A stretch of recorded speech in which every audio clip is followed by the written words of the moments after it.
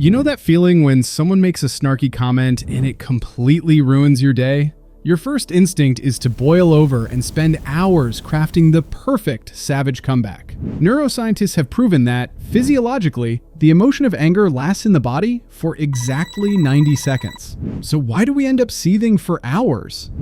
Let's break down the journey to mental invulnerability. It takes 4 steps, from a basic physiological hack to absolute peace of mind. Pay close attention because each shift in perspective will completely change how you look at conflicts forever.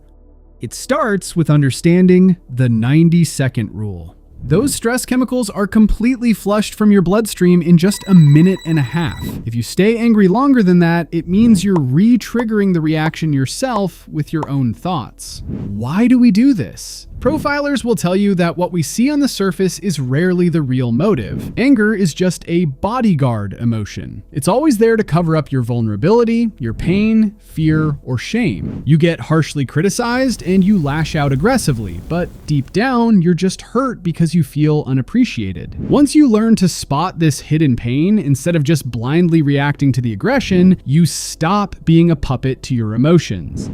The next step is realizing your mind isn't a vending machine. A lot of people believe that others can push their emotional buttons, but someone else's rudeness is really just shining a light on your own old wounds. Someone doesn't just drop a rudeness coin into you, forcing you to automatically dispense a can of aggression in return. There's always a split second between someone else's words and your reaction. Within that pause lies your freedom to choose your response. When you get a toxic message,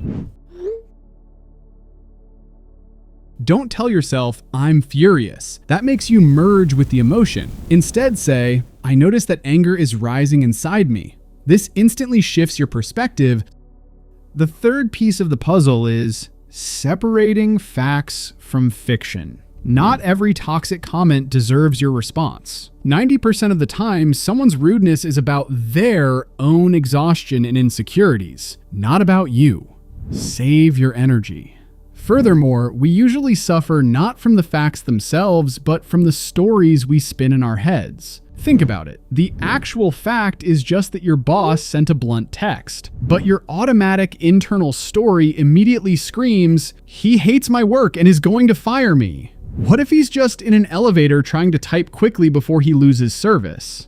You have to kill these made-up stories before they kill your day. Most people lose a conflict before it even starts because they are simply terrified of being judged. An ancient technique for dealing with this is to mentally play out your fear to the very end. Ask yourself what the absolute worst case scenario realistically is and whether you could survive it. When you realize the worst case scenario won't actually kill you, your brain stops panicking and the situation loses its power over you. Combine this with the golden rule of Stoicism. Ruthlessly divide the world in half. On one side, you have the things you actually control, your own thoughts, your choices, your reactions. On the other side is everything you don't control, like other people's words and actions. What breaks you isn't the event itself, but your desperate attempt to control that other person's half.